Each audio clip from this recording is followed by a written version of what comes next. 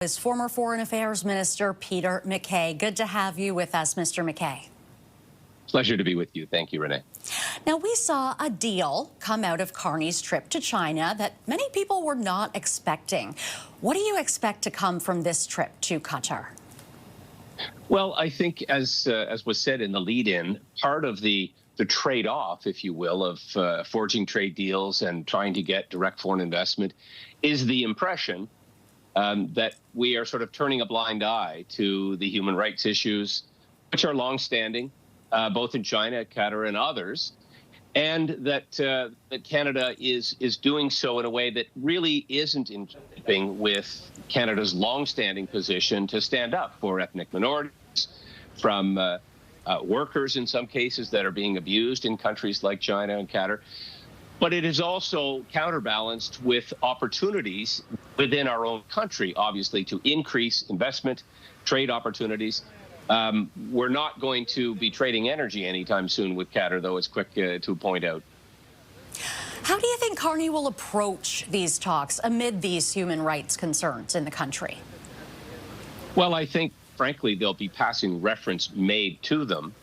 But you're not going to see any significant influence or change as a result. It's almost a formality, and I don't say that lightly, having taken part in these discussions. It's important to put it on the record, to continue to be consistent.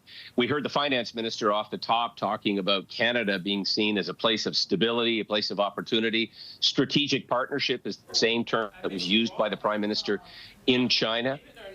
Again, the flip side of that is how America will react. They're demonstrating, or the president at least, is talking almost with a sense of indifference.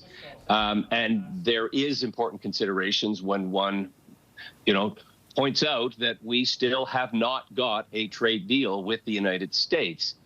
We may get some partial deals with China and Qatar for certain sectors, the ag sector, seafood sector, all important. But on the flip side, again, in the case of China, it will affect the auto sector and will affect jobs, as the Premier of Ontario has pointed out. So much hanging in the balance on that front. But I do want to pivot a little bit and ask you about Greenland. Trump today saying he will hit several European countries with tariffs for visiting Greenland. And we know that Canada's Foreign Affairs Minister and the Governor General will be there next month. Could Canada be hit with tariffs next?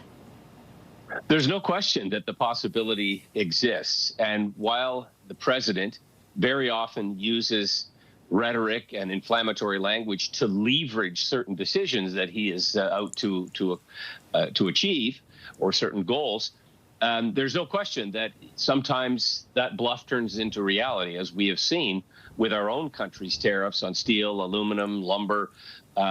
These sectors feel the heat. And we have been on the outside looking in when it comes to trying to renew what was this long-standing free trade agreement we had in North America. It's interesting to see the pushback from Denmark and Greenlanders themselves that this is not something they're interested in. They don't want to pursue it. We, of course, also have this further important relationship through NATO, and in Canada's case, through NORAD, that would make it, in most instances, unthinkable that the United States would even openly speak about an invasion or using military force. But the president seems to have this very much stuck in his craw. He is going to pursue it. And, I also want to mention that there is an American military base in a community, used to be called Thule. They've, I think, now adopted an indigenous name of Pifnik.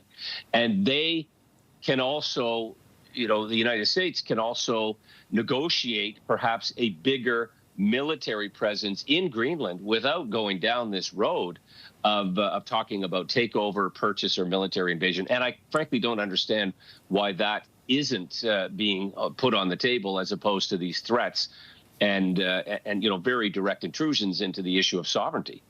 So much uncertainty right now in Canada and right across the globe. We will have to leave it there. Mr. MacKay, sir, thank you very much for your time. My pleasure. Thank you. That's Peter MacKay, former Canadian Foreign Affairs